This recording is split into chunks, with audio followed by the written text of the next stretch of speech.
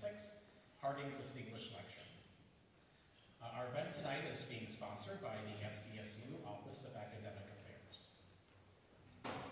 Before I introduce our speaker, I would like to first acknowledge SDSU leaders in attendance. I know our provost is going to come, but Provost and Vice President for Academic Affairs, Dennis Hedge. Vice Provost for Undergraduate Education, Teresa Seabelt. Dean Joe Cassidy of Agriculture, Dean of Agriculture, Food and Environmental Sciences. Vice President Daniel Scholl for Research and Economic Development. I would also like to recognize tonight's planning committee. First of all, Dr. Jun Lee from the School of Health and Human Sciences, who's the chair of our planning committee. Dr. John Killefer from Agriculture, Food and Environmental Sciences. Dr. Jacob Wallace of Arts, Humanities, and Social Sciences. Dr. Beth Swart from Education and Human Sciences. Dr. Jun Han Kim from Engineering. Ms. Eneral Dabinyam from the Briggs Library. Dr. Yajun Wu of Natural Sciences. Dr. Michelle Lichtenberg of Nursing. Director of University Marketing and Communications, Mike Lopram. And Dean of Students, Toby Euchre. So I'm very pleased to now move us on to introduce our distinguished lecture speaker, Dr. William Taylor. Dr. Taylor is an assistant professor and curator of archaeology at the University of Colorado Boulder, as well as the author of Hoofbeats, How Horses Shaped Human History. Dr. Taylor completed his Bachelor of Arts degree in International Relations from Carleton College. He received his master's degree and Doctor of Philosophy with distinction, both in anthropology from the University of New Mexico. Dr. Taylor's work explores human-animal relationships with a focus on horse domestication in the ancient world.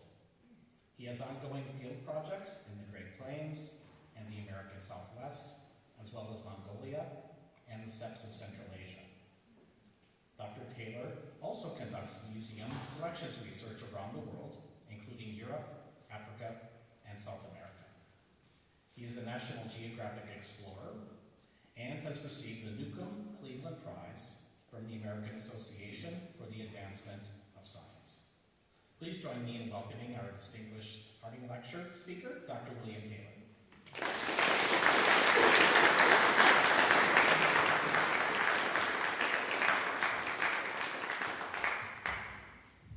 Thank you so much, Jim, and to the whole committee. That was such a lovely introduction, and I want to start before I go ahead and speak to you all tonight. I want to start with just a very heartfelt thank you. For me, it's a tremendous honor to be here tonight. As you might have heard, I went to school not that far down the road in Minnesota. I grew up in Montana. For years, drove up and down the highways of South Dakota, and as I'll share with you later on, a lot of our scholarship has been with the archaeology, the history, and the people of cultures of South Dakota. So it means a lot to me to be invited here. As I was driving in the parking lot, I had to slam on my brakes because there was a giant jackrabbit. I would assume that's a good omen here. I hope so. And but I've just really been blown away by the hospitality on this campus. It's a beautiful campus, a vibrant community of scholars and thinkers, and a lot of folks that have put a lot of time into helping make this visit happen. So a big thank you to the Harding committee, to the many folks that I've worked with over the last few months to be here. So, and a final note to all of you who are here tonight, it is my understanding that I am double booked against Dwight Yoakam. So your commitment to academia is impressive that you're here tonight. I'm afraid I can't sing, and I don't have quite the beards of ZZ Top, but I will do my best to make tonight's lecture entertaining and meaningful nonetheless. So, yeah, thank you all, and it's my pleasure here to talk with you all about horses, the human horse story, and of course, its implications and its meaning, connections to where we stand here in the high plains of and in South Dakota. So the domestication of the horse is really one of these most momentous events in human history. And I think its legacy and impact can be felt almost everywhere you look. In the state of South Dakota, you don't have to look particularly far, and you can go down the street to the Brookings Art Institution here. But in fact, depending on which corner of the state you're in, it might literally be being jackhammered into the face of a cliff somewhere. Here, like this quite ambitious and perhaps slightly behind schedule mountainside in the Black Hills.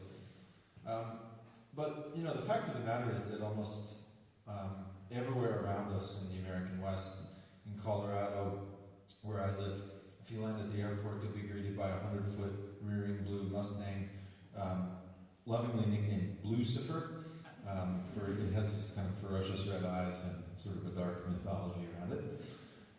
But obviously, our kind of state symbol, the Denver Broncos.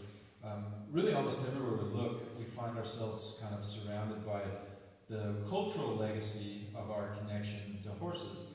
And it finds an interesting kind of contradiction or contrast between, for many of us, the relative absence of horses in our day-to-day lives around us. Now, I know some of you in this room who I talked to this afternoon, that may not be true.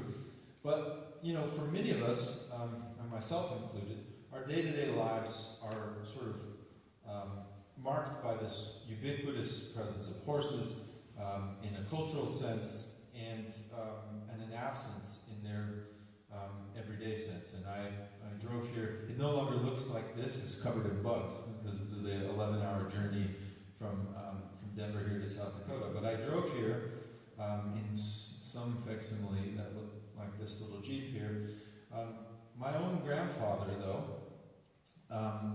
grew up in a world that looked very, very different.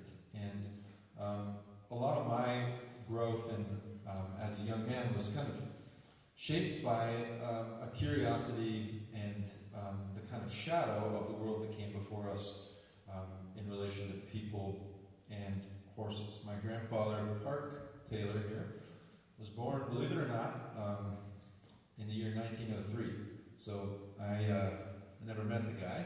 Obviously, he would be, in his 110s or 120s.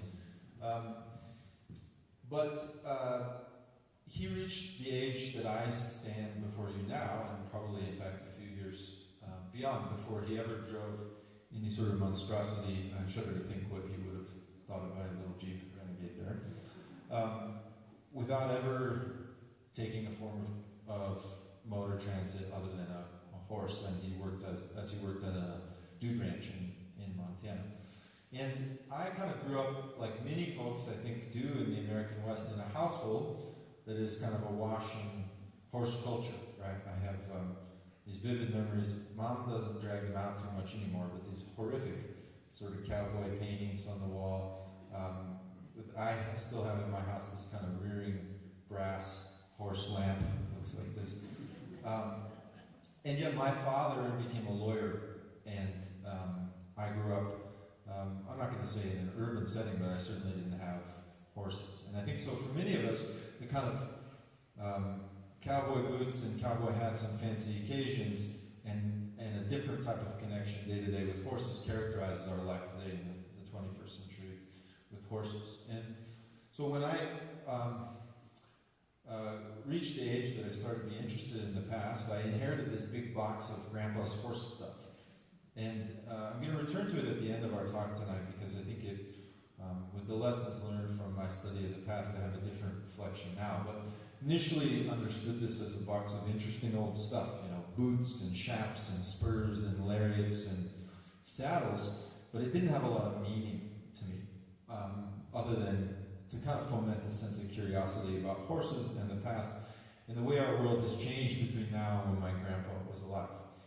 But beginning just down the road at Carleton College, I was always curious about the past. And one of my first experiences in becoming a young scientist actually took me to the other side of the world, to the steppes of Mongolia, where my very first experience in archaeology was to excavate a 2,500-year-old and, believe it or not, frozen horse tomb with a mummified horse in it, and the ice had preserved all this incredible ancient equipment, and I was absolutely hooked on the sort of drama of the world that came before us and its connection between people and horses. At the same time, though, I was sort of dropped down in Mongolia with this very different world of people and horses. The young folks my age that were working on the dig, they were pretty much cowboys. And I started to learn and be interested in riding horses myself. I sort of learned how to ride horses in Mongolia. And it became a part of what we did for work. As I became an archaeologist, became a scientist, we'd go on 2 or 3 week pack trips, right? We'd do survey on horseback in high mountain areas. And I started to develop my own personal connection to horses in my own daily life, and to spend time around them as they lived theirs. And this is really what catalyzed my interest in trying to understand, how did we get to this extraordinary relationship that we now have with horses? You know, a very, very different one than you could find almost anywhere else in the animal world or in the animal kingdom.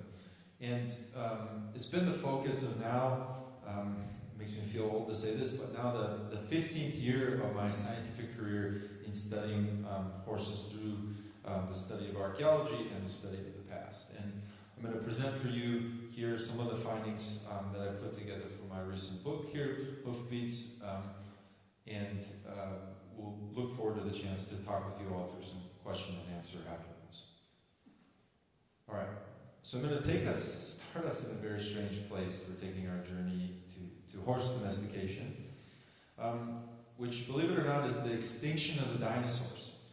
And, you know, more than 60 million years ago, taking us back to the moment that the asteroid struck our planet and sort of wiped out almost every, you know, all terrestrial life on Earth. This is the beginning, in many ways, of our connection between people and horses. Of course, at the time, early primates and the ancestors of horses were both just sort of little critters that crawled out of the ground into a sort of post-asteroid apocalypse, right? But over the millions of years that followed, Earth would change in a number of exciting and extraordinary ways that would kind of ultimately intertwine our fates between people and horses in ways that we still are shaped by here in South Dakota and the Great Plains of North America in 2026. And going back millions of years ago, we find that the earliest ancestors of horses didn't really look anything like a horse. This little critter is the first horse ancestor that you can find in the fossil record of South Dakota, easily at least. This one's known as Mesohippus. They're very common in the Badlands and date, you know, as far back as 35 million years ago.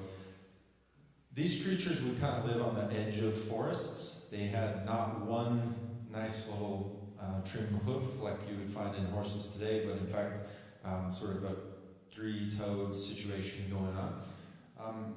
They didn't really eat grass, and in fact, grasslands themselves did not yet exist as we recognize them as big open environments of seas of grass like you find in the prairie today.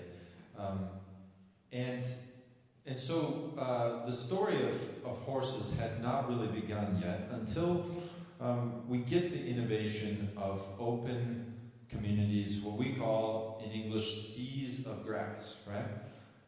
And the word we use to describe the plant of grass is not necessarily a very kind one, right? We call them blades. If you know, probably during your childhood, like me, you might have gotten curious and tried to eat a piece of grass. You may find that this is a tough, rigid, you know, sort of piece of silica, basically like eating glass, right? And so life in the grasslands, as you know, the earth cooled and these special kind of communities evolved, it posed a lot of challenges. And animals that wanted to live in it had to develop ways to eat this and digest this tough stuff. They had to develop special teeth and special digestive systems. But in many ways, the biggest challenge of all, life in the grassland, is that there's nowhere to hide, right? Unlike a forest or a mountain environment where you might be able to duck and hide from predators, in the grasslands there's only a few ways to get away from danger, right? One of those is to be big and strong and fast, right? And I think obviously one of the things that has shaped our connection with horses the most is the speed and strength of horses that evolved to evade predators, to run, and to escape in these kind of new environments that emerged. But more important than any of those adaptations, and the thing that would probably shape horses and their connection with people the most over the last 4,000 years, is that horses developed sophisticated social systems and communication abilities, right? Complex, rich social lives that allowed them to not just run, but communicate and cooperate. If you've ever seen a video of like a wolf coming up against a herd of horses in the open steppes in Mongolia, it's actually sort of extraordinary, the level of coordination and cooperation that horses have evolved and developed over the millions of years that they've been inhabiting these open prairies like we stand in here today. And I think we'll come to find that ability to communicate, to connect emotionally to each other, to share information with each other, is ultimately the thing that allowed this special connection that we have with horses today to emerge. Now, you may not know that, in fact, we are standing right here in the sort of evolutionary homeland of all the horses and donkeys and zebras and other what we call equus, the horse-like critters that live in the world today. They pretty much all share their origins within the last 2 to 4 million years. When Earth entered what we know as the last ice age, right, the Pleistocene. And at various times during those last 3 million years or so, North America has been separated from Europe and Asia and Africa through sea levels and the Bering Straits, and at various other times it's been connected. And all the animals that we now have populated all of these continents around the world sort of cut their teeth in the cold subglacial steppes of North America in the last few million years before dispersing out into the rest of the world and finding it filled with various grasslands, from the deserts and savannas all the way to the kind of cool temperate grasslands of the Eurasian steppes, which ultimately became home to the animals that would become domestic horses. Now, zooming back, I don't know how well you all know your Pleistocene history. There was another critter around 2 million years ago that was starting to become curious about other continents and had its home in the kind of rift valleys of East Africa, spreading northward into the grassy steppes of Eurasia. And that was our early human ancestors. And it was basically at 2 million years ago that our first collision between early hominins and early horses appears in the fossil record. 1.8 million years ago in West Asia is the first example I've been able to find. And it turns out that pretty much from then on, our journeys were very closely intertwined, at least in places where horses live. And we can find that some pretty extraordinary things in the archaeological record, even when we go back these millions of years.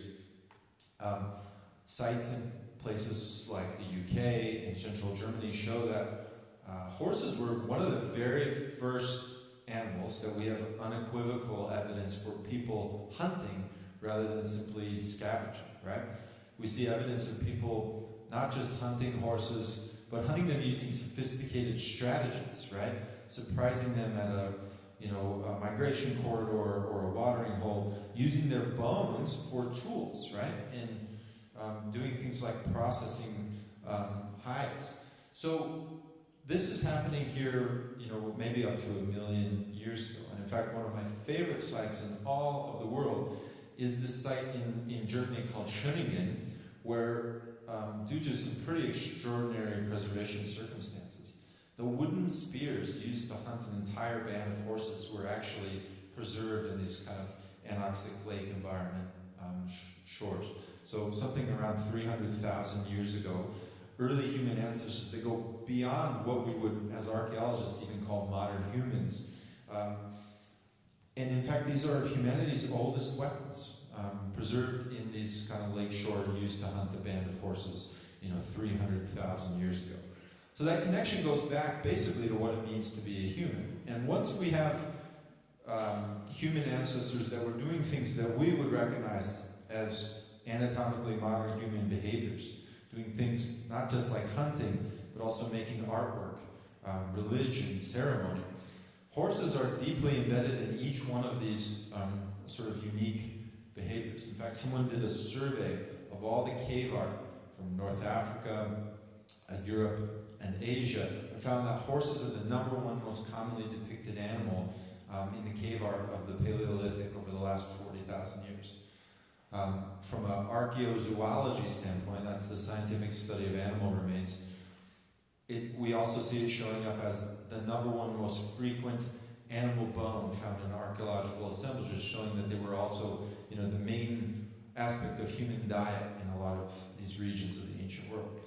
That's also true with the first peoples of North America. And you might not know this, but before even the ice-free corridor, right, there used to be a giant wall of ice blocking North America from Eurasia. Before that even melted away, there were people living in what is today North America, on the other side of the ice, 20,000 years ago, and they were hunting horses. And we have archaeological sites in places like the Canadian Yukon, in places like Alberta, honestly, just down the road, but even places like Florida, and all across the prairies of places like Argentina.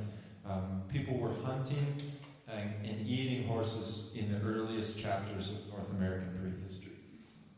But of course, that's probably not what you're all here to learn about. And in fact, I could, zoom back and maybe change a few details and give you an almost equally compelling story about a couple of other animals. Reindeer, bison, there's plenty of prey animals with a deep history and connection to people. There's no other animals, though, that have this extraordinary shift between being humanity's oldest prey animal and the situation we have today, which sort of staggers belief here that we have taken our oldest prey animal and now we are both fine if we get on the blind part of their anatomy where they can't see us, and we just sort of gently and cooperatively tootle around together for an afternoon stroll, right? Almost nowhere else in any rule of evolution or human-animal dynamics would predict this kind of extraordinary shift that has ended up shaping so much of our stories. So how did we actually get here? How did this transition, which we'll call domestication, actually begin? This is a very difficult question to answer. And in fact, since the beginning of my discipline of archaeology, but going back even before archaeology into the realm of history, even just old scholars of letters and notes trying to understand the past, have really been keenly focused on trying to come up with an answer to when and why and how folks ended up in this unique relationship with horses. And unfortunately, to answer this question, we have to go back beyond the limitations of the easy things, right? Like a historic record, right? Or a nice painting of somebody riding a horse. We have to go into some of the most remote and poorly chronicled environments and cultures in the world. We have to go into the open, cold steppes of places like Eurasia, where the archaeological record is poor, where they're beyond the limits of things like historical documents.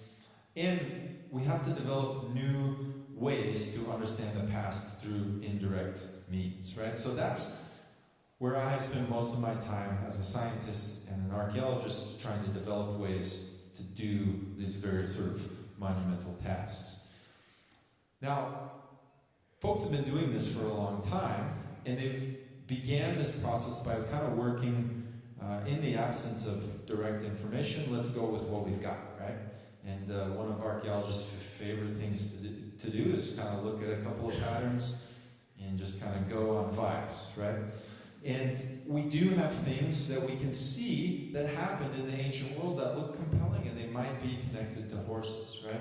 I like this graph because it kind of nicely illustrates the archaeologist's thought process, which is we can see that something happened with things like burial mounds or ceramics, and we can see changing patterns across the ancient world. And it's compelling to link those things to something like a language family, or a movement or a change in relationship between people and horses. And so one of the most popular models up until the last 10 years, I would say, really enjoyed something like the status quo paradigmatic status in archaeology. And any of you who have read a book on horse domestication have probably heard and embraced some variant of this. You might hear it called the Kurgan hypothesis. Sometimes you'll hear words like Yamnaya or Indo-European. But what it's describing is a pattern in the archaeological record where big burial mounds appeared in the margins of Eastern Europe and Western Asia sometime around 4,000 years ago. Depending on who you read, some people will push this number back a few more centuries or millennia. And this is a homeland that linguists often link to things like the kind of Indo-European language family. There's a lot of temptation here to basically combine all these things and say, hey, this must have been the moment. There are these cultural patterns emerge that look like what we see in later, horse cultures of Inner Asia. It's linked to all these important, language patterns, and let's start here, right? So a book like The Horse, the Wheel, and Language by David Anthony, right? This kind of the classic formulation of this status quo idea. But, this frame of thinking goes back decades, and a lot of the roots of the Kurgan hypothesis begin before we had other tools that we now have available to us today that actually allow us to trace things like an interaction between a person and a horse, even thousands of years ago, with kind of direction and specificity. And the thing that has most shifted our understanding of the past is the emergence of what I like to call scientific archaeozoology.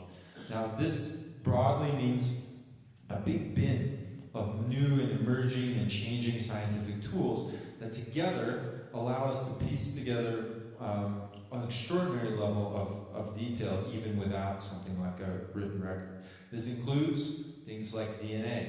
It includes things like using stable isotopes to study diet, radiocarbon dating, which you've probably heard about. But my favorite thing of all that is included with this emerging discipline of scientific archaeozoology is something actually everyone in this room already understands pretty well, which is that the human body itself is an excellent sort of chronicle of life, of your lived experience, right?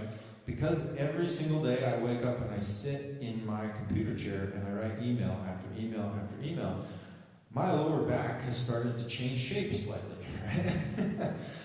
But those of you who have done different kinds of repeated physical activity, and have had the good fortune to survive through the years, you already know the way that your own body responds, right? So my right arm behaves a little funny because I used to do javelin, right?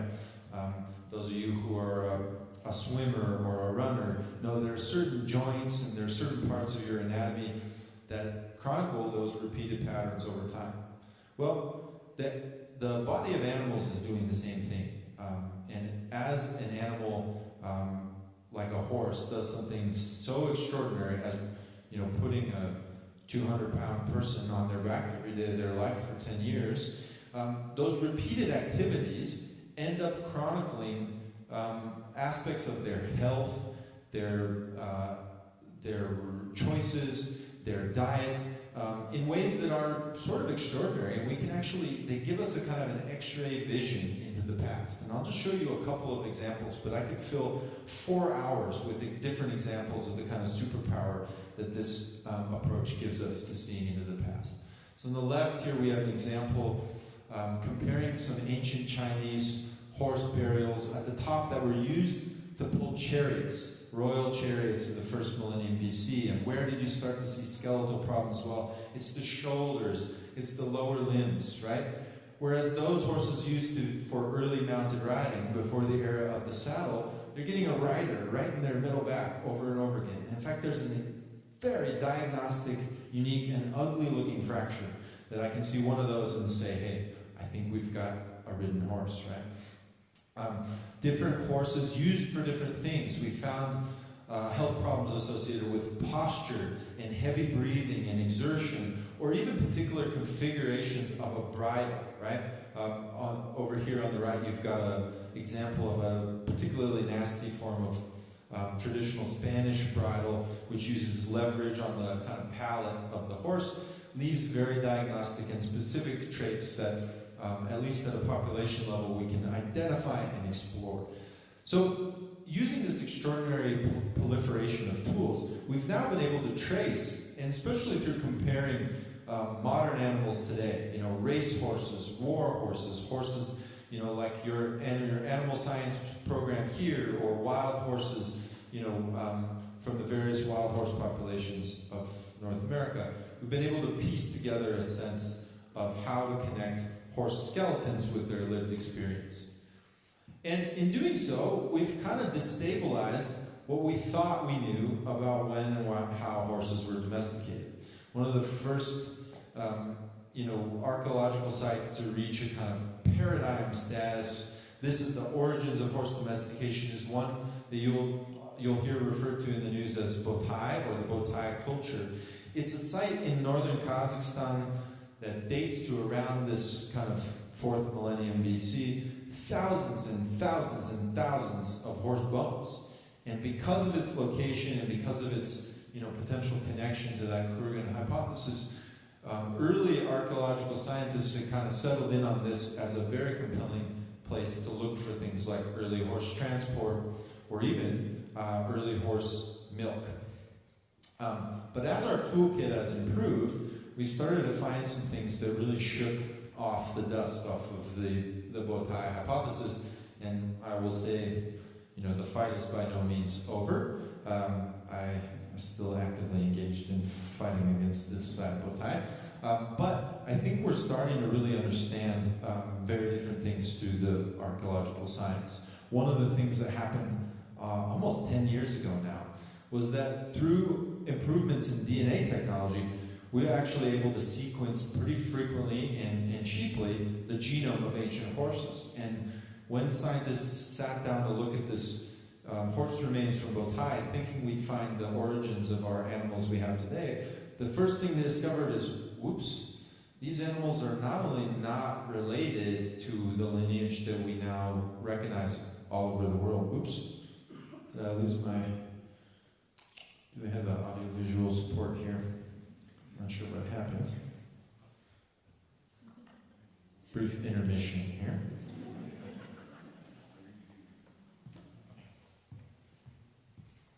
Anybody know any good jokes?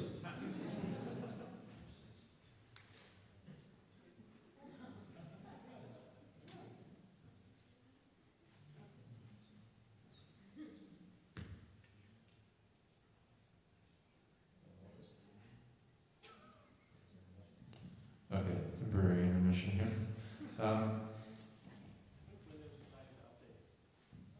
Thankfully not.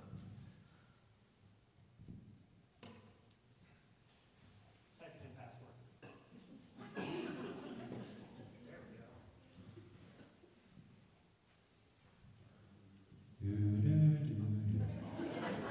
All right, we're back.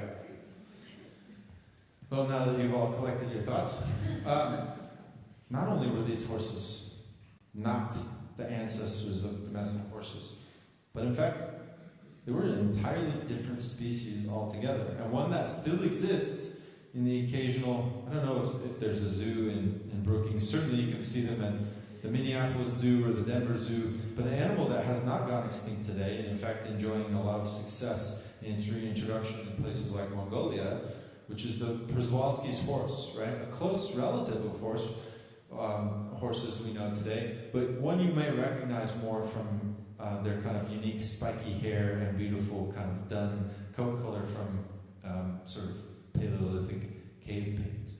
So some folks took this as a, wow, we've had not only one but two horse domestications. But some of us decided, well, maybe we better go back and have a look and make sure with our new techniques that we've actually gotten the story straight here. And there was a lot of other things with Botai that kind of gave me a furrowed brow, which I retain to this day. One of those things is that around the world, one of the hallmarks of raising domestic animals is that you want those animals to reproduce the next year, right? And so you can't just go willy-nilly harvesting and killing your animals, right? Would make you a very bad pastoralist. And in particular, there are one category of animals that you really don't want to harvest in any sort of domestic animal breeding pastoral culture around the world. And those are reproductively active animals. So in a place like Mongolia today, if a horse gets culled, you'll find it's one of two kinds of animals. It's a really young animal that hasn't quite reached reproductive age, or it's an older animal that's kind of, being taken out to pasture, so to speak. At Botai, the animals are mostly young, healthy, reproductively active animals, and including even, at least in one instance, a pregnant mare. The other thing about Botai that kind of had raised a few eyebrows even decades ago was that many of them had been stabbed in the ribs with harpoons, right? Which is not the most sort of thoughtful or perhaps efficient way to take down a domestic animal. So there were skeptics from Botai from the very beginning, and one of the techniques that has come out in the last 5 years or so that I think is really striking is another one you guys are all going to be, unfortunately, probably more familiar with than you'd like, which is every time at the dentist that he or she take the little pick and say, have you been flossing, right, and starts to scratch.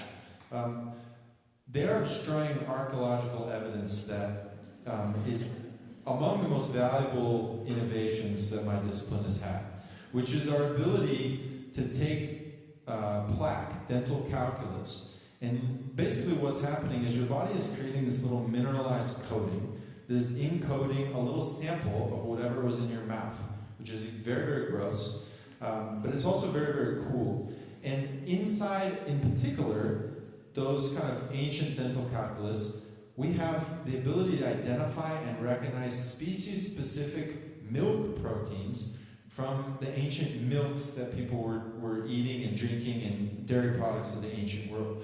So my colleagues at Harvard did a study a few years ago from the area north of the Caucasus Mountains that is now thought to be part of the home launchpad for early horse domestication. And they found over time this great sample of changing dairy products from the diet of ancient people, starting initially with things like sheep. Eventually you see cattle and goat milk entering the equation. But it's only at like 1000 BC that horse milk actually shows up.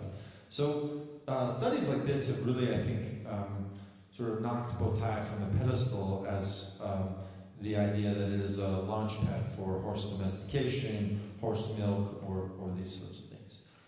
So it leaves us with a pretty sort of deflated feeling, at least for me, and a question of, well, if not Botai, then where and when and how and why were horses actually domesticated?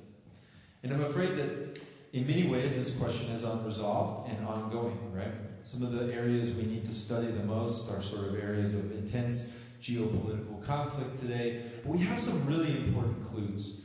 And one of the things people have done that's been really exciting is take a huge genetic survey, hundreds of horses from all across the continents, all around the world, radiocarbon date them so we know how old they are, and figure out where's the first ancestors of domestic horse show up. And lo and behold, the answer seems to be kind of in the same area that our Kurgan hypothesis folks were looking at, but about 2,000 years later, right? So about 2000 BC instead of 4000 BC. So, right place, wrong time. Which might, on its front, not seem like a big deal, right? Why would a timeline of 2,000 years matter much for our understanding of horses? Well, I'm here to tell you that it does matter for a couple of big reasons. What this means is that horse domestication is no longer the origins of animal transport. In fact, it means that horse domestication is no longer even the very first equid domestication. And we see from other archaeological data sets that animals like cattle, oxen, right, began to be used in places like Mesopotamia, Eastern Europe, initially for pulling plows, eventually for pulling people in wagons. Unsurprisingly, human history, pretty much as soon as the thing had wheels, people started to use them to kill each other. And in fact, after the first evidence for donkey domestication, which is nice, good scientific archaeozoology evidence from ancient Egypt dating as far back as 3000 BC, people became interested in using donkeys, and in fact these two worlds collided, and you had this, it's pretty extraordinary that this sentence is coming out of my mouth, but donkey battle wagons in Mesopotamia in the 3rd millennium BC. And from this point on, we do have historic records that actually show us an extraordinary amount of detail, what people were doing, when and how and why, at least in this part of the world. And one of the things science has uncovered in the last few years is that some of these donkeys were actually being hybridized and experimented with other equids that were available in Western Asia. That is the Asian wild ass. That's what it's called. I'm not swearing there. Or otherwise known as a hemion or an onager. These are animals that still live in the wild across Asia today, but genomic research has shown us that folks in Mesopotamia were crossbreeding them with donkeys, trying to get an animal that was faster and stronger for their donkey battle cards, but which would actually be sort of well-behaved enough that they could actually manage and navigate it, right? So this now places horse domestication at the end of centuries of technological experimentation, changing relationships between people and other domestic animals, just down the road from where our genomic data will point us to the origins of horse domestication. I think our emerging picture looks something like this. In the 4th millennium BC, you started to have cattle being used for, not just for plows, but also for wagons and human transport. This kicked off a lot of important cultural changes, both in Mesopotamia and in the steppes. Not long thereafter, donkeys made their way into agricultural societies in the Nile. People became interested in this kind of a little bit lighter, a little bit faster animal, and donkeys were traded into Mesopotamia. People began to experiment with their, admittedly unimpressive donkey battle wagons, and began to become curious as to whether other animals that known from the landscape might fit into these changing systems in interesting ways, allowing transport to become faster, animals to be adapted to different environments. And these reasons together, although we don't know exactly how the dots connect, in my mind probably explain why it is that in 2000 BC, it is the very, very western edge of the grand steppes of Eurasia, where horses appear to have entered into a different kind of connection and relationship with people, rather than the open steppes of a place like Mongolia or Kazakhstan, or places that would become known through later centuries as the center of horses and horse culture in the ancient world. Interestingly, the genetic results now mean that have provided this pretty much the same results as very, very old-fashioned, low-key, boring archaeology. And in fact, the genetic connections take us to the earliest archaeological signs of horse transport, and they line up in a place called the Sintashta culture, in which our first horses appear in paired burials with early chariots, right? So things like spoked wheels, bridles, and people and horses buried together in a single environment. This tells us perhaps that technological innovations might have been closely paired with horse domestication. And in fact, there is no evidence that horses were ever used for transport before we have in the Sintashta culture the very first bridle, right? Before this, if you go back to our little donkey battle carts, you may see that folks were actually using these very kind of simple single nose ring or lip rings to control their animals. Another major change that this timeline tells us about horse domestication, and one that I think matters a lot for our understanding of South Dakota, is this means that horse domestication was not a slow, multi-century, millennia, gradual build-up across the ancient world. In fact, it means pretty much that the impact of horses in ancient Eurasia was something like a lightning strike between the very first appearance of domestication to its spread to multiple continents, Asia, Northeast Africa, where in each of these places, from places like ancient Greece, Indus Valley, ancient China, and Egypt depicted here, it totally uprooted authority structures, religions, power structures. This brought the old kingdom of Egypt to the end. And in the new world order that started to emerge, access to horses and access to grasslands became the way that power and communication and economic authority and connection would begin to emerge. So ultimately, one of the biggest changes in human history that emerged from horse domestication is that it all of a sudden, almost overnight, at least in an archaeologist's timeline, meant that access to places where horses would grow in large numbers, right? Places where horses were happy meant things like economic and political and cultural and military power. And it almost overnight placed the prairies, originally of ancient Eurasia and eventually of every major landmass in the world, in positions of as center places and as places of authority and power. Now, especially one of the big developments towards this end was the shift, you might know, in my little Egyptian mural here. This is Ramses the Great, by the way. Initially, most of the uses and depictions of horse transport appear to be chariots for some reason, right? All of the first, going back to the Sintashta culture, the first appearance of horses in a transport setting, and at least initially for almost 1,000 years, has very little to do with riding. And it seems like the main reason for this is about control. And the very first cavalry emerges in the first millennium BC, and it seems to be paired with an innovation here that we kind of take for granted today, which is the jointed metal mouthpiece that allows, these very early Sintashta bridles are pretty much just pieces of leather in the animal's mouth.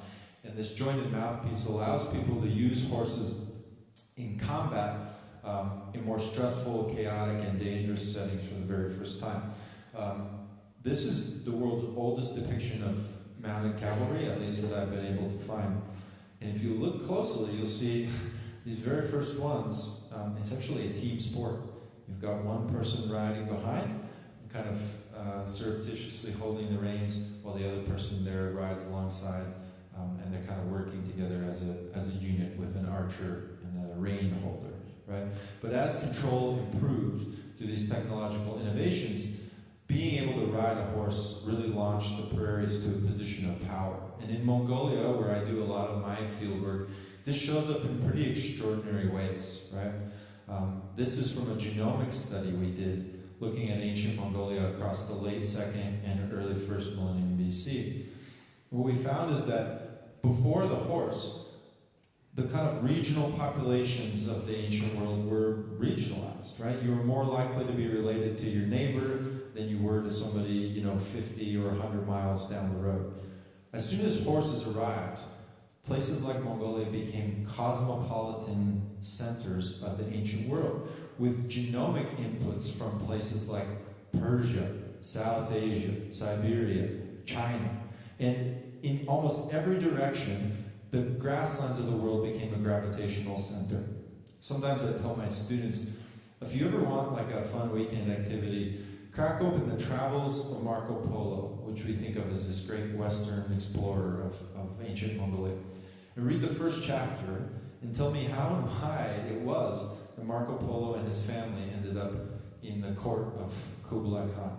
And I will tell you, it's not because he wanted to, and it's not because he was an explorer. It's because he reached the edges of this kind of gravitational vortex that the steppes had become in the ancient world. And as soon as he reached the edges of the Black Sea, he encountered a grumpy Khan who said, "Hey bud, you're going west," right? And I think this pattern would end up shaping so much of human history for centuries and indeed millennia after the domestication of the horse. Here's an artifact that shows this kind of nicely. This is from a tomb outside of Ulaanbaatar, Mongolia. It dates to about 200 BC, and it's the Greek hero Hercules, engaged in a sort of inappropriate act, I think, here. This is an artifact that traveled halfway across the world in 200 BC to be in Mongolia, alongside things like Chinese jades, Persian carpets, and Roman glass, right? It turns the ancient steppes into center places of the ancient world. This is one of my favorite pictures of our study sites here, Mongolia's first horse culture, these tremendous sites, centers of power, hundreds of horse burials at this individual location, these monuments of Mongolia's first horse culture. The high plains from then on would become centers of innovations that would change human history. And in fact, almost all of you are benefiting or suffering from right now. One of these, right, is pants. So our very first pants in the ancient world come out of the deserts of Western China and probably much a wide region of Inner Asia, and associated with the very first horse riding around 1200 BC or slightly thereafter. Beyond this, steps have emerged through our own fieldwork. We discovered the world's first framed saddle. Believe it or not, for 1,000 years of the early human horse story, folks were riding horse basically bareback. But as demands of riding horses with heavier armor, getting up on these taller horses began to emerge, it was the people of North China or Mongolia who invented the very first frame saddle that honestly would not be all that out of place in my grandfather's kind of tack box that I inherited 1,700 years later. But perhaps the biggest change of all in the human horse story is the dispersal of horses out beyond their geographic limitations that they started with and into places around the world, like South Dakota, right? Horses spread across the Sahara to West Africa, where they gave us horse empires that would rival many in Inner Asia. The rise of open ocean voyaging technology by Spanish and Portuguese and eventually Dutch and British and many other Western European folks translocated horses across massive open ocean voyages where they reached grasslands on the scale of the Eurasian steppes in places all over the world, like South America, the Pampas of Argentina, but also South Africa, even Australia, and of course, our very own beloved home here in the Great Plains of North America, where horse cultures are such a deeply embedded part of our social fabric that we almost take them for granted here in the Great Plains. Now, a major focus of my own research over the last 5 to 10 years has been trying to understand the deeper aspects of that story. How did horses get to places like South Dakota, and what does their connection mean for our world around us today? And for many years, this topic was sort of presumed to be understood already, right, through the lens of history. We have the luxury in the last 400 or 500 years of history books that tell us at least part of what we think we know about people and horses. For many years, it was presumed that the beginning point of the horse story in North America was not, 1492 or anything like that, but instead 1680, which is the time of an event called the Pueblo Revolt, in which Spanish colonists were expelled for more than a decade from their kind of settlements in Spanish New Mexico. And the idea, at least to Western historians, is kind of like, when the cat's away, the mice play, right? This was finally a chance for native folks to access horses, trade them, and exchange them outside the kind of tight colonial confines of the Southwest, and eventually up into the high prairies of South Dakota. But we decided to test this through a kind of a collaborative archaeological project that took us in connection with communities all across the Southwest and the Plains, involved working with elders, with tribal historians, with tribal historic preservation officers, and many folks in between, archaeologists as well, including my own students. And what we found was sort of shocking. What we found is that while, certainly we found nothing to disrupt the idea that horses, spread ultimately from an Iberian or a Spanish population source, it seems that pretty much instantaneously from their arrival in Spanish Mexico, horses had reached very deep along the spine of the American Rockies, into places like the Missouri Valley, into the Great Plains of North America, and pretty convincingly from almost every scientific metric you can come up with prior to this Pueblo Revolt of 1680. Now, some folks might be asking, well, how do you know they didn't just wander, wild horses wandering north? Well, we did tests, and we found archaeological indicators that these horses were used for mounted riding, in many cases with bridle equipment. We did testing that showed what these animals were eating, and this horse in particular is an example of one that appears to have been fed corn in a tough winter. And the strontium isotope studies we did showed that while it might have kind of met its end near central Kansas along the Kaw River, if it spent its time anywhere, it was up here in South Dakota in the early part of the 1600s, well before the Pueblo Revolt. Now, these stories, importantly, align with some things, other sorts of information that perhaps have been overlooked for a long while in academia, like indigenous oral traditions. In South Dakota, there are other kinds of records, including the Lakota winter counts, right, which would already, a couple of these Lakota winter counts would already point to the presence of horses in the 17th century prior to the Pueblo Revolt. There's a lot we don't know about the early story of people and horses in South Dakota, and this is my former student Chance, who has been exploring through an archaeological lens what clues might be hidden in the archaeological record of North Dakota, South Dakota, and kind of extending this analysis, which primarily has been done in the Central Plains, northward, to learn what else we might find from continued scientific study of these early horses in this corner of the world. What we do know is that eventually horses launched this part of the world to once again be an extraordinary center place.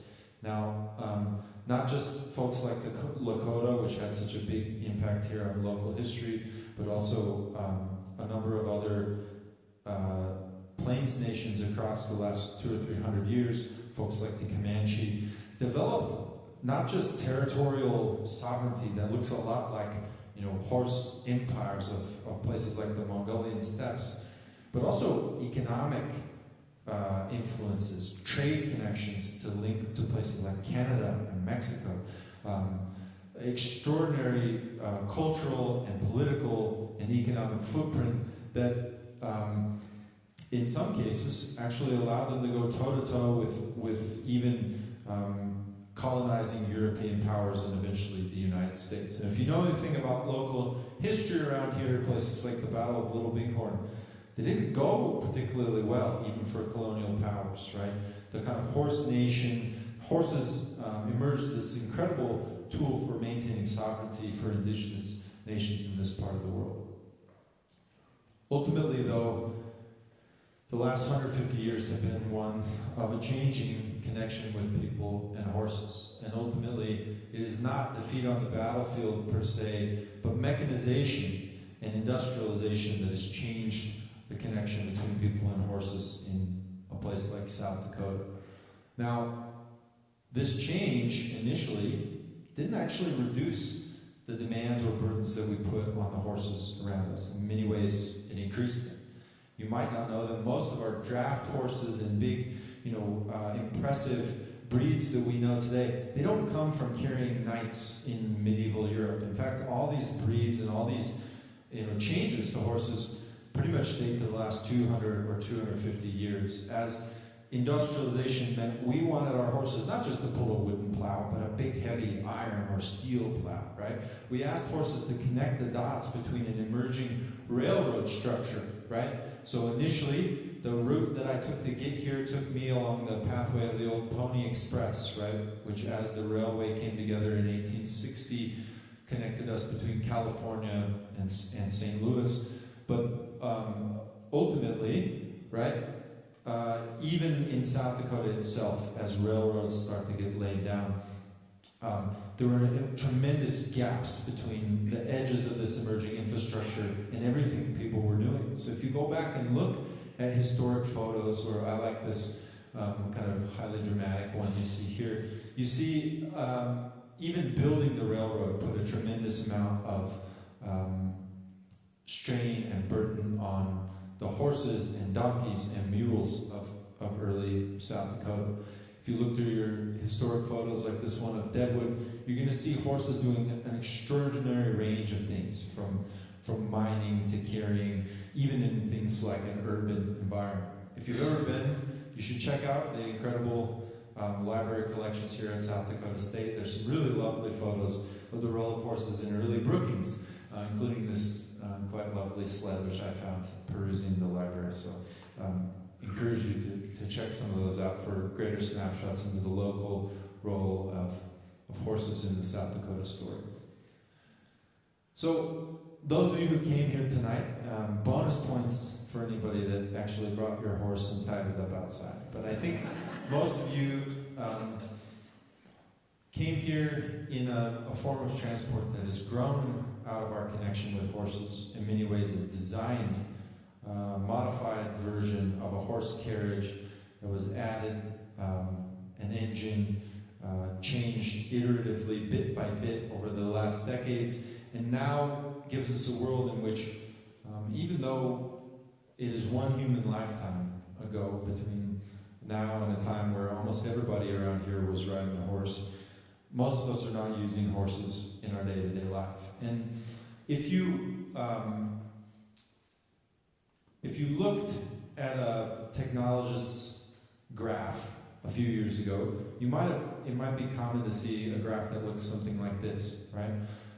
As America developed, we had an extraordinary explosion in our number of horses, reaching a population of almost 25 million animals, and then plummeting with the invention of the combustion engine, the development of motor vehicles. So by 1950, you had horses being sent to the slaughterhouse by droves. Horses were being rounded up, taken off of ranches, sent to the glue factory, and really sort of exterminated in this extraordinary precipitous decline. And if you look around the internet, you might sort of get the sense that this is sort of the post-horse era that we live in today. But in fact, if you go around the campus or go, to cultural events or talk to your neighbor in South Dakota, you're going to find a lot of evidence to the contrary. And in fact, one of the joys of my day today was spending time with some of the incredible horse-based programs that are happening right here in South Dakota State campus.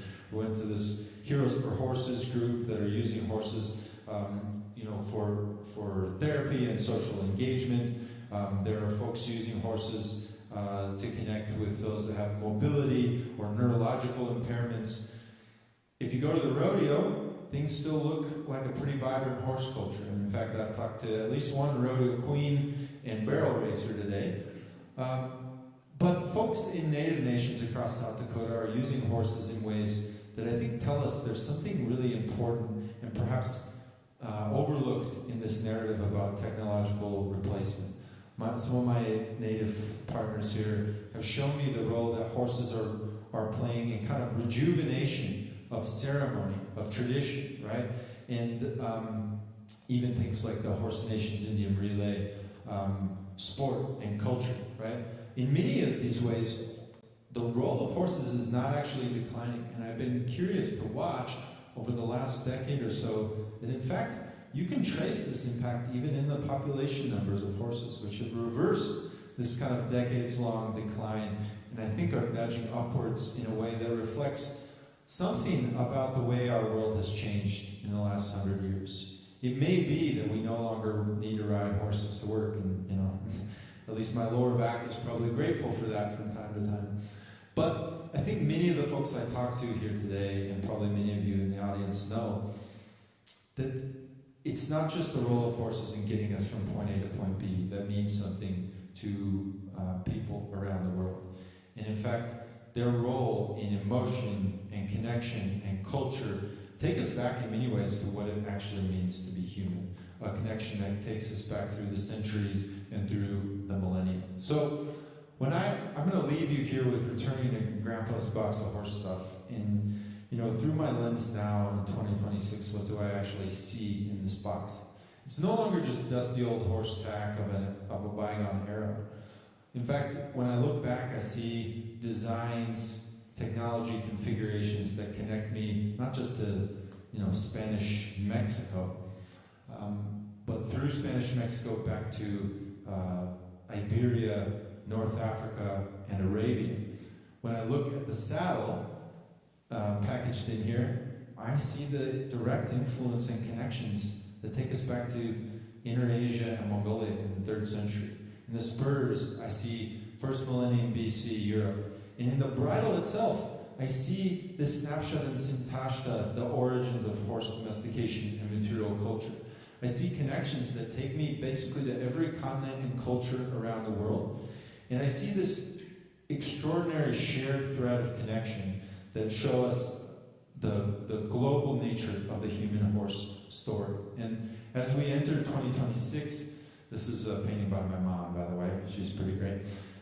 We are now in the Asian zodiac entering the year of the horse, the fire horse, actually, if you look at this painting.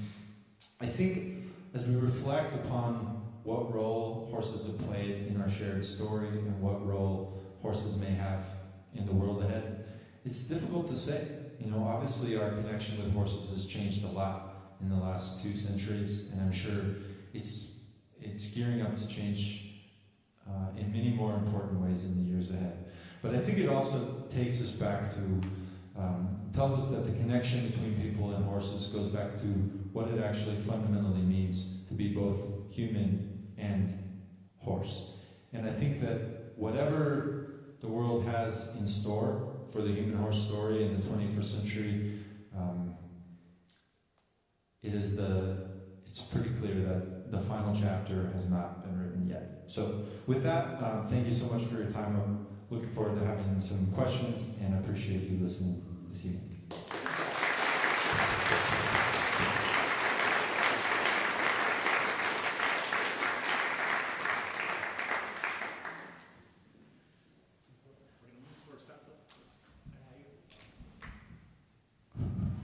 Question?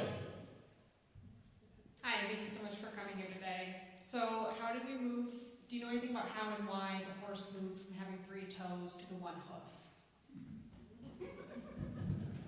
Yeah, that's a great question. Also, hi.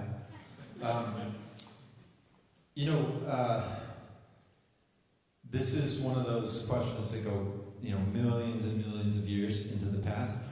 And it is pretty unique in sort of the evolutionary story of the ancient world. I think the general idea is that, horses in particular evolved. There were other clades of animals that had, 5, like us, right? There were other configurations that worked pretty well in the grassland, like 2. Most animals out there, probably evolving from an ancestor in which you can kind of find your way into a 2-hoof configuration. Because horses had 3, that middle one was probably a little more weight-bearing. I think in general, the idea is that it was a little faster, especially for animals that came from the 3-toe situation where the middle one's bearing a little more weight. But it was not actually the only time that this kind of single hoof situation emerged. There was another instance in which that kind of single-toed structure evolved, and it was also in a grassland environment in South America, where you see another kind of conversion example. So my guess, is that it had a lot of advantages for speed and simplicity in the open prairie environments, but yeah.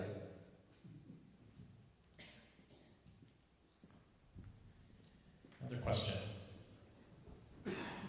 So thank you again, but a 2-part question. So you mentioned horse domestication around 2000 BCE, but do you see, especially in Southwest Dakota's culture, as maybe not full domestication, but starting a secondary process of kind of animal husbandry? And the second part of the question is, you mentioned prior to humans, Homo erectus, Denisovans, Neanderthals.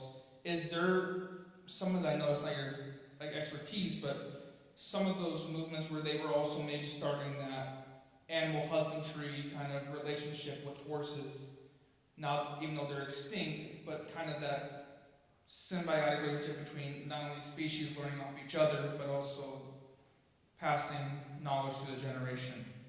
Yeah, great question. And I think it's really hard to understand why it is that, if it's the same animal, why is it that horses were domesticated in this corner of the world and apparently not in others?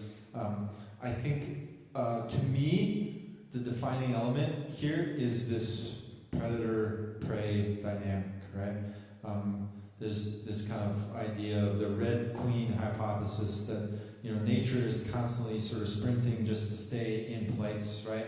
And the evolutionary dynamics between an animal that is hunted and an animal that is a hunter are very competitive. And I think one of the reasons over time that I've learned that not everywhere was there domestication, it doesn't really have a lot to do with human ingenuity or people didn't think about it.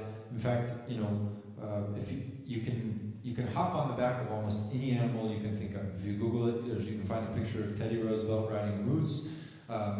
People have done extraordinary things trying to ride a zebra. The challenges are in place around how do you get an animal to lower its kind of evolutionary defenses. Like, they have evolved to get away. And those cultures and people that are actively hunting really don't provide a lot of opportunity for animals' relationship to change.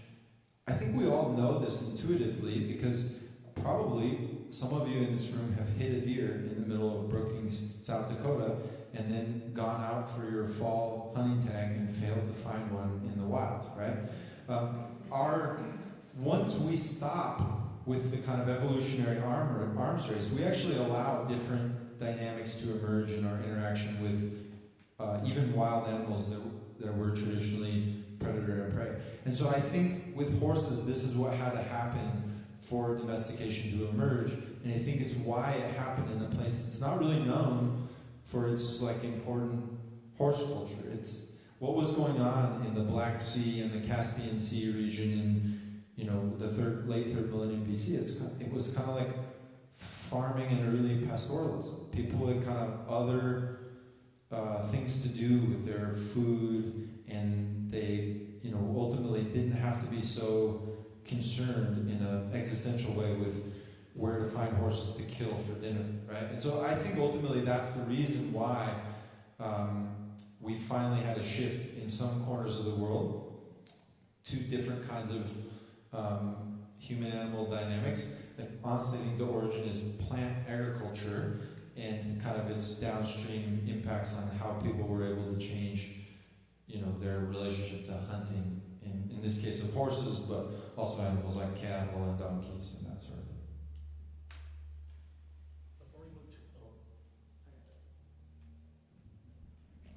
thing. You got a microphone already. Got it. Before we move to our reception, we can take one more question. Okay. Do you have a horse? So the answer is technically yes, although I'll tell you, that horse lives in Mongolia, and the definition of ownership might be stretched a little bit there. His name is Tsengel, he's 4 years old, and when I go to Mongolia, I saddle him up and ride him. He lives with a very nice herder named Janabek, and I don't see him most 360 days of the year. I have another one too. So there seems like there's, amongst animals, a unique psychological connection that horse people certainly have with horses. Where does that fall into this dialogue? I mean, is that something that evolved, or is there something unique about horses that seems to predispose it towards this? I don't know if that's, is that clear enough? Yeah, I think my suspicion is it's the second one. I think that there is something unique about horses themselves that allows them a level of sophistication and intimacy in their connection with people. I mean, some of this has been borne out by scientific studies, right? Essentially, there are only two animals that are capable of sophisticated gesture reading, body language communication with people, and it's horses and dogs. Now with dogs, there probably is an evolutionary footing to that, and I'm sure that, you know, horses have only been in this kind of intimate connection with us for 4,000 years, but that is not to preclude the idea that there might be some sort of deeper, you know, co-evolutionary roots to that process. Now, as for whether there's something uniquely sort of off or weird about horse people, that's another question maybe beyond my pay grade. But yeah, my suspicion is part of the reason this connection is so extraordinary, transformative, and successful is that, I mean, horses they're not just friendlier, but they're more gifted at social interaction. And one of the most amazing things about spending time in Mongolia is not like miles and miles of open, unfenced prairie, which is awesome. But it's actually being around horses that are just kind of living in their societies, right? They're free grazing and they're interacting with each other, and you really get a tremendous appreciation for the level of communication, complexity in their lives. And once or twice I found like a documentary that'll take you into this world a little bit and kind of let you be the eyes and ears. But that is the thing I learned most about being in Mongolia, is that I vastly underestimated those abilities when I just see a single horse in a stall or in a small paddock, right? And I think those are what, across the animal kingdom, are pretty much unparalleled. Well, we're going to move to our reception, so Dr. Taylor will be joining us for that. But I would like to thank Dr. William Taylor for this excellent lecture tonight. Great questions. So please join me in thanking Dr. Taylor. Thank you so much.